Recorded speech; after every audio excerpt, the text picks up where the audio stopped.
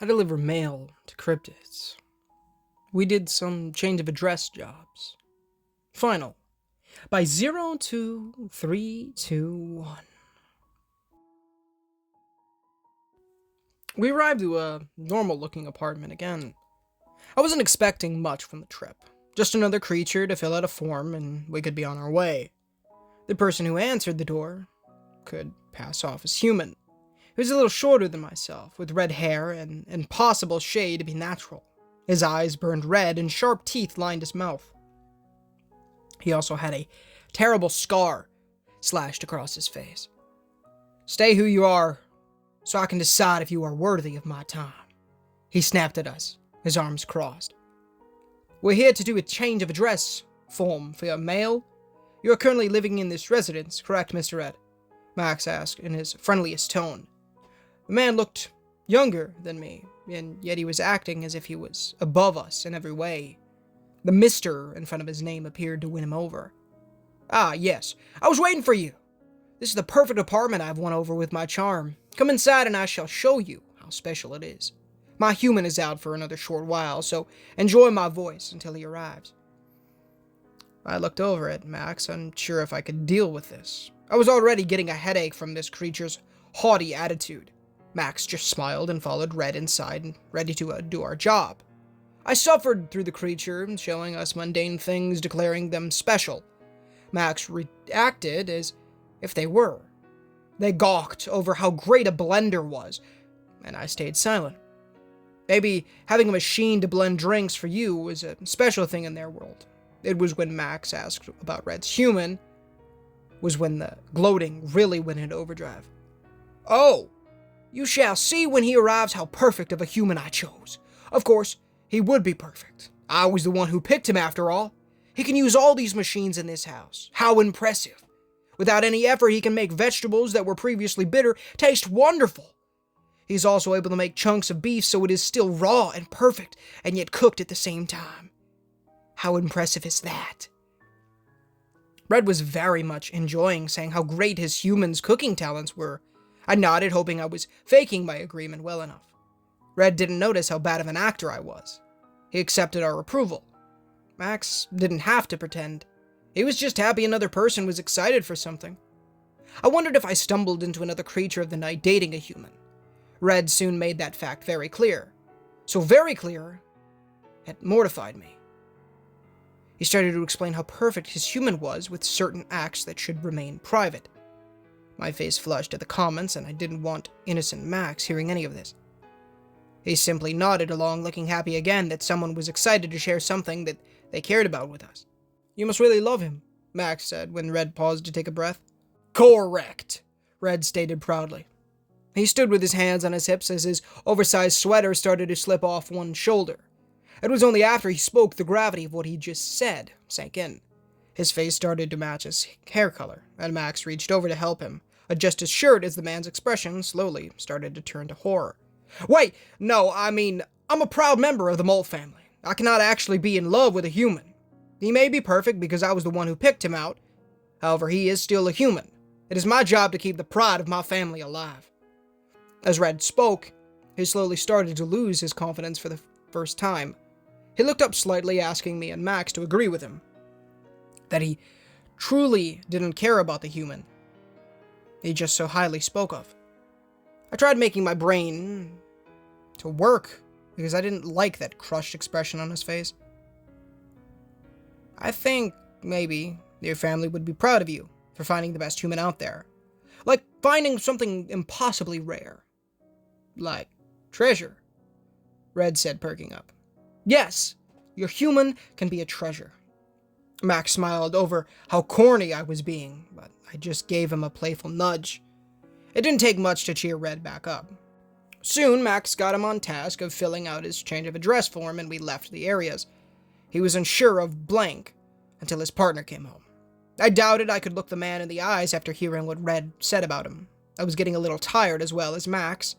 Red was full of energy, ready to drag us along the place again until his partner arrived. When Red collapsed on the floor, I let out a yelp of surprise and ran over to him. He was out like a light. But half a second before, he was ready to run a marathon. He's fine. Most creatures can't interact with humans. They can get permission to do so, however, in exchange, they can only be awake at night. The sun just came up, so he passed out. Max explained, and it made me feel relieved Red didn't just die on us. Since the smaller man was light, I carried him to where he showed us the spare bedroom. Inside was a canopy bed. Apparently direct sunlight could give most creatures a nasty sunburn after a few seconds. Very much like the classic vampire weakness. I tucked him into bed and closed the curtains. Aside from the oversharing bit of his private life, I didn't mind Red too much. Max was waiting for me in the kitchen, looking over the still uncompleted forms. He debated on if we should leave them for the humans to finish or wait inside a stranger's place. We settled on waiting outside for a while. Just as we were about to head to the door, a noise made a turn to the entrance of the kitchen. A man stood looking us over with a cold stare. His hair and skin were dark. One eye dark and the other blue stood out against his features, and he looked more inhuman than Red. His menacing air from his eyes being in our direction was enough to make me take a step back. Normally, nothing bothered Max. He could stare nightmare beasts in the eye and ask for a signature for a completed delivery. But for some reason, this man made his face fall into blank shock. Sylvia, Silas. Max's voice was barely a whisper. He knew this man from somewhere. My coworker did something I've never seen before. He became angry. Dropping the sheets, he was in toe-to-toe with the human before the paper even finished falling. I stood stunned at the sight. Sylvia was faster than Max. He dropped his bag and a long black steel spear seemed to come out of nowhere to block the claws that nearly tore his throat out. My heart started to beat so fast I felt dizzy. My vision became hazy for a moment. This wasn't like Max at all. I didn't understand why he snapped. I was looking at his back, but he appeared to have grown twice his size. Massive claws dug into the flooring, trying to push back against the spear. Only a second passed, and my friend had gone to the perfect kind person. To a growling, bloodthirsty monster. Oh, I know you. You're going to try and rip me apart for killing your sister? The man said in a monotone voice. He didn't appear worried in the slightest over Max slowly pushing him back. I needed to place my hand at the kitchen table to steady myself. An image of Max's sister flashed through my mind, and I felt myself start to shake. I was almost sick. This man who Red spoke so highly of killed one of the girls I cared for. I ran through all the ones I knew of, hoping they were all safe. Did this happen before I met Max? I'm certain he would have told me if it happened afterwards. I didn't blame Max for his reaction, but I was still terrified of my own friend, and I felt guilt over the reaction twisting in my stomach. It was regretfully valid. You saved her from harming others, or herself further. However, explain to me why one of the top hunters is in a relationship with one of our kind. Max hissed, and it was not his normal voice. It sounded deep, like the monster he truly was. I felt my throat close up, and I couldn't add to this conversation. I don't believe that is any of your concern, Sylvia said in a cold tone. That answer made Max even more angry at the man. He pushed until he was able to slam Sylvia against the door frame, the wood cracking under the pressure. Snarling down at the man, I saw a hint of orange eyes burning in rage. The steel spear started to slowly bend. If you hurt him, I swear I'll kill you. My friend's tone made my blood feel like ice. My legs nearly gave out from under me, and I fully expected Max to snap and just kill the man anyway. In the face of death, the man smiled. Not a cocky one, daring Max to try and fight him. Instead, a calm one. The tension in the air slowly started to fade, and Max started to pull back. Good. I'm glad Red is someone who cares for him. Sylvia lowered the spear, and Max no longer looked as if he wanted to kill the man. My friend backed away, looking like his normal, cuddly self. He spotted me and had an ashamed expression on his face from losing his temper. I was still shaken from the entire event. Max grabbed the address forms he dropped and offered them to Sylvia. If Red is going to live here, he needs to fill out a change of address to get his mail. Max said, but didn't look the hunter in the eyes. The forms were taken from his hand and Sylvia finished them, as if he wasn't almost killed a few seconds beforehand. Max still didn't look at the man when he took back the finished papers. He tucked them away, ready to leave now that our job was done. "Do you love him?" Max asked, unable to stop himself. "Yes, against my better judgment. I was going to use him for information about your world, then kill him. However, he is far too charming." I regained some of my composure. Neither of them batted an eye over the fact my legs shook the entire confrontation. I was still a little afraid that they were going to get into a fight if the hunter said the wrong thing. This was the first time I even encountered a hunter before. They were humans that formed a group to take down supernatural threats. It turned from killing dangerous creatures to killing any creatures. While working, I've met kind monsters, some better than humans in every way. But these hunters didn't care. If it wasn't natural, it should be dead. Over 500 years ago, hunters killed thousands of the male men, and due to that, I was the only human they hired since the mass killing. Supernatural creatures could be very forgiving when it came to others killing the ones they cared about, if there was a valid reason behind it. Max would not kill because his sister was taken down if she went feral, which happened at times. But he would if this man turned on red after the monster cared for him so deeply. "Does he know what you are?" Max asked, almost like an interrogation. Sylvia paused. He was picking up the bag he dropped when Max attacked him. It was clear he hadn't let Red in on what his line of work was. "No. I haven't been able to break the news to him yet. I am going to do so soon. I just wanted to give him a short while longer of a good relationship, even if it may be false. If he kills me for hiding the truth, then so be it."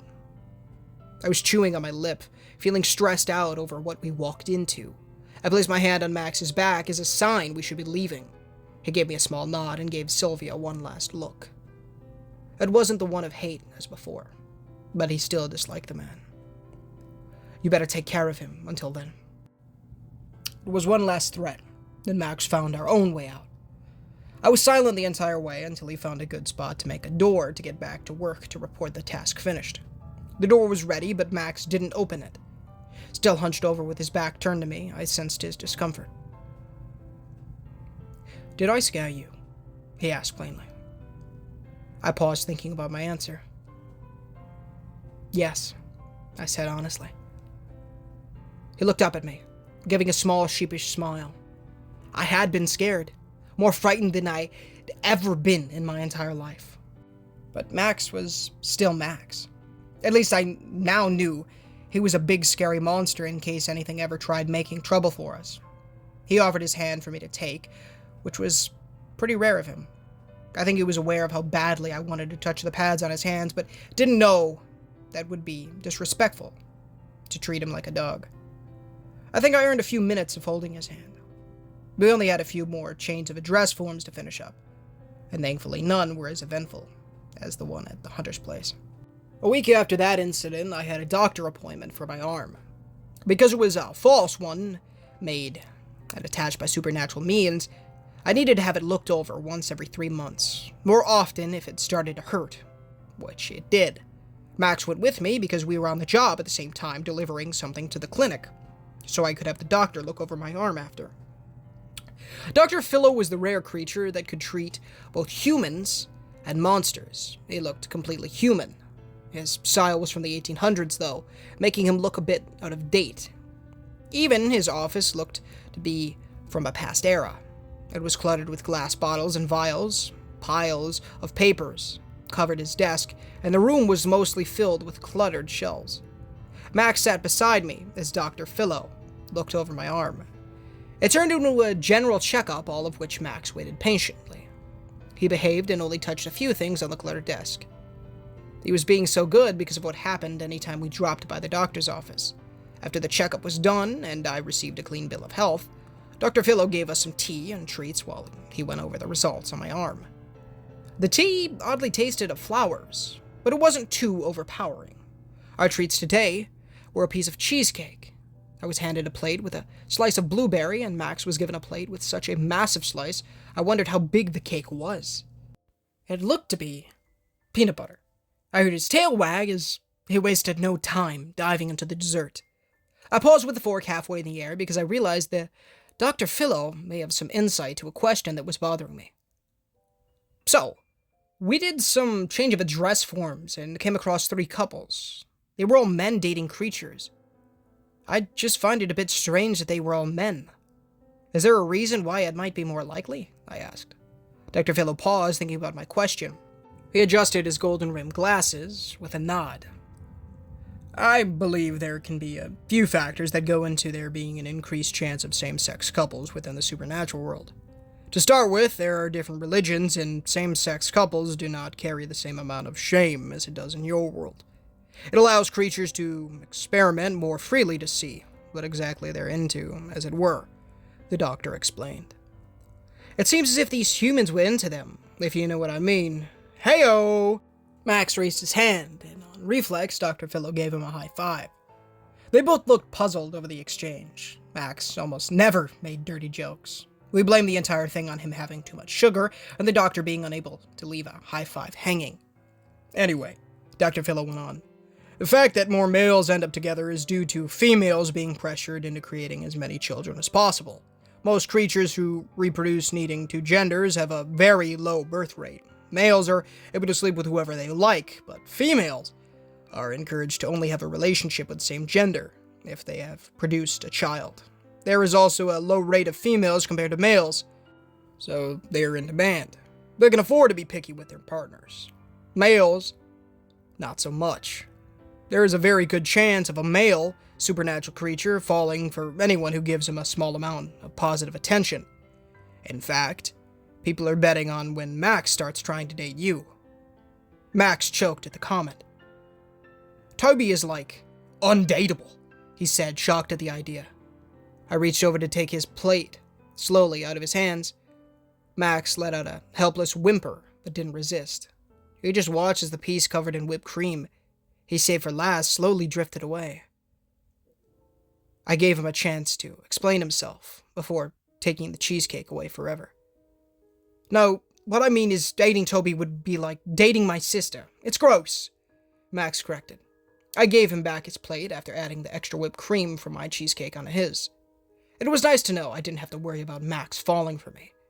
He was my best friend, and I did love him, but he was like my little brother.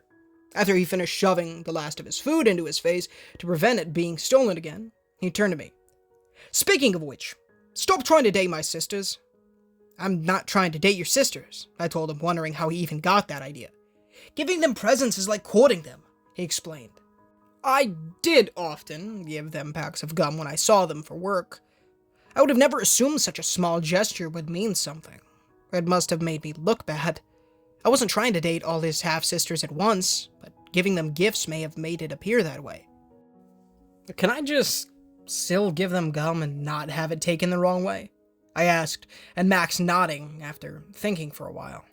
If all of that is out of the way, Dr. Philo got our attention back to him. Toby, I would like you to use your arm a little bit more. It was made and attached by unnatural means, so it may not react the way you would assume. It's possible you're avoiding using it because of the slight pain, but you need to use it, more for that to go away. Max can help you with this activity. He opened his desk to dig around for a bit. When he pulled his hand back out, he was holding a fist-sized ball with cute crabs printed along it. Play fetch with Max for about an hour to 2 every week, but don't lose this ball. It's special. As he handed the ball over, Max's wide eyes never left it. He was completely still, aside from his tail wagging so fast it could break the sound barrier. Special? Is it magic? I asked. No, but the artist who draws the crabs are very popular with supernatural creatures right now. It was pretty hard to find this for you, he replied. No matter how often I was around these creatures, I may never be able to predict their answers. I could tell Max wanted to play, and Dr. Philo had other appointments, so we started to head out. There was a bar close by, and I wondered if we had time. After all, we should have gone back to work after my checkup, but Max kept telling me we were fine to play for a bit. I paused at the door of the clinic to watch Dr. Philo and the man he had working on the register in the main shop. His clinic looked like a mystic shop with crystals and natural healing out front. Then all the real clinic work rooms in the back. They were speaking about stock and the latest transactions, but I swore I noticed something between them. Maybe it was from how long the doctor smiled about a simple statement. Without any doubt, the man was human. He may be aware of Dr. Philo's real clients, and the fact the doctor was a creature of the night. Or he could just be some hired help. I was nearly dragged out of the shop by Max, so I couldn't dwell on it. We played catch in the park for a while. My arm felt sore and stiff at first, but tossing the ball around did help. I was avoiding using my arm too much until then, and I just never really noticed. While we played, I was deep in thought over everything I'd seen the past few weeks of doing the change of address forms. Supernatural creatures ate and killed humans, but they also fell in love with them. I was having trouble trying to accept that there could be good people within their world that did horrible things. Max was the best person I'd ever met, but when he was younger, I knew he killed a human or two, and he was willingly to kill Sylvia. I wondered if I could do the same thing, if my life depended on it, if I could kill someone, maybe a creature, but not a person. Maybe Max didn't see us as equals, so that was why it was easier for him. But if that was the case, why did he care about me so much? I didn't arrive to an answer, and I thought it was possible I may never have one. My arm was starting to get tired.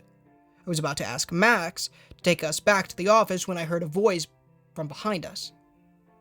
"You were due back 2 hours ago!" One of Max's sisters, one I hadn't met yet, was storming over to us. I was unaware of the fact we needed to head right back, and I couldn't create the door back to work either. Max did so, or they just showed up on their own. "No, we still have time," Max told her, while staring at the ball in my hand. I realized my mistake. Max was in a trance over the sight of the ball. He couldn't think of anything else. Furious, his sister took it from me and tossed it as hard as she could. It went clear across the park and out of sight. "I needed that ball for physiotherapy," I said in a small voice. "I'll get it." Max didn't waste any time running over after the ball. I knew he would find it, but I need to be extra careful in the future, and put my foot down when it came to work and playtime. His sister huffed, but waited for him to return so she could get us back and onto the next delivery job. I followed her when Max came back with 2 balls. Mine, and one he found that I let him keep. I'm still wondering about how monsters could be so kind, and yet so terrifying, like my coworkers. Hey y'all, Ninja Gamer here, and thank you so much for listening to today's story. If you did enjoy, please feel free to leave a like, as it does help the channel innumerably and does get the gospel into people's feeds. As well as please consider subscribing, as we are trying to hit 10,000 subscribers by the end of the year, and it would be a massive blessing from the Lord if you guys did so. Of course, on screen right now, $1 million question, read that sucker. Description, pin comment if you prefer to read it that way. That'll teach you how to go to heaven. You want to do the best decision you'll ever make.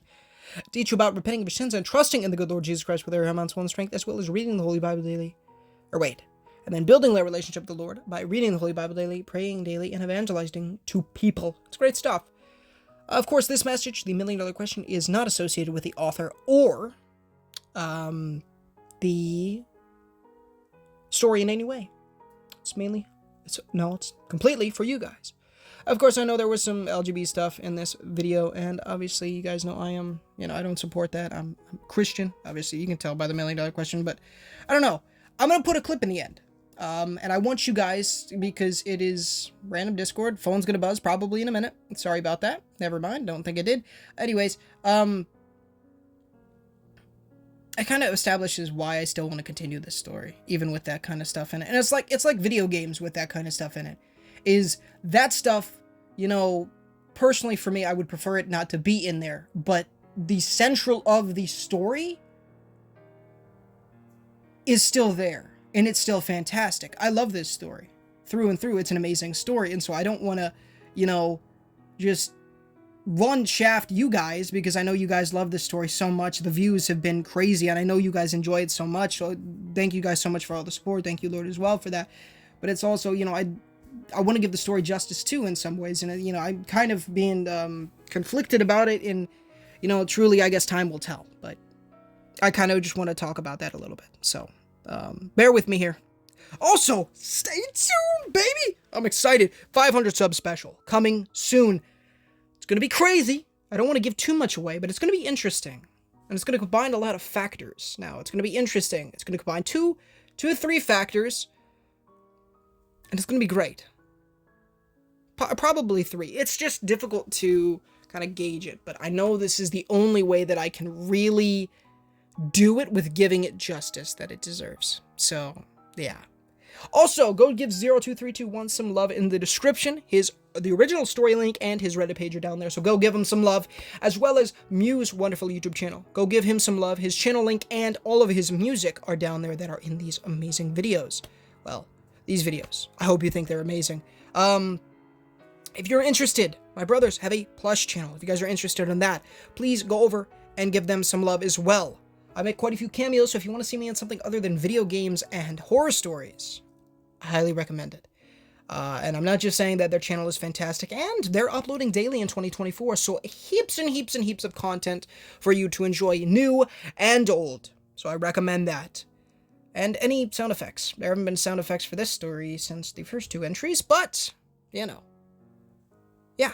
Also, if you want to go see one of my favorite stories of all time, I'll link two of my favorites. I will link both the Barron County Anthology and the amazing, what is it? Former Stalker's been texting me. They have nothing to do with this story or the author. They're separate entities, but if you guys want something else to watch that are very much longer paced, kind of like this one, Barron County is on a whole nother level, I guess, you know, so far anyways, compared to this one in terms of length, but yeah. So I love you guys. Thank you so much for watching, and stay tuned for more. I do have another story that is not 02321. Again, not associated with him or this story, but it's coming up soonish. I need to get my button gear here shortly. I don't know, to start asking more folks if I can narrate. Yeah. I love you guys. Thank you so much for watching, and until next time, guys, this is Ninja Gamer. I hope you enjoyed the little clip. It's a funny one. This is Ninja Gamer, signing off. Into them, if you know what I mean. Heyo! Max raised his hand, and on reflex, Dr. Philo gave him a high five. Freak me, dude. See, this is why I continue this story. Like, obviously I don't like that LGB stuff, you know, I'm Christian myself, but, like, moments like that, dude, that's what makes it worth continuing. And just the story overall, you know, it's a good story. So, I don't know. Let me know what you guys think. I don't know when you'll ever see this, but that was a good laugh. I appreciated that. So, yeah. Bye, guys.